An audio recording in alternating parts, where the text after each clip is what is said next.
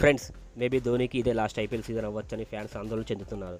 ఎందుకంటే నిన్న జరిగిన ఐపీఎల్ మ్యాచ్లో ఢిల్లీ క్యాపిటల్స్ వర్సెస్ సిఎస్కే మ్యాచ్లో చెన్నైలో ఉన్న చిదంబరం స్టేడియంకి వాళ్ళ పేరెంట్స్ రావడంతో అందరూ ధోని ఈ ఐపీఎల్ సీజన్లో రిటైర్మెంట్ ఇస్తాడని దిగులు చెందుతున్నారు. కానీ మరికొంతమంది ఫ్యాన్స్ ధోని ప్రజెంట్ ఐపీఎల్లో ఉన్న ఫామ్ని దృష్టిలో పెట్టుకొని ధోని రిటైర్మెంట్ ఇవ్వడమే బెటర్ అని అంటున్నారు. అండ్ ధోని 2023 ఐపీఎల్లో I want to play one more season అని మాట్లాడిన వీడియోని ఫ్యాన్స్ అందరూ ఇప్పుడు ట్రెండ్ చేస్తున్నారు. If you circumstantially, if you see, this is the best time for me to announce the retirement. But the amount of love and affection that I have been shown wherever I have been this year.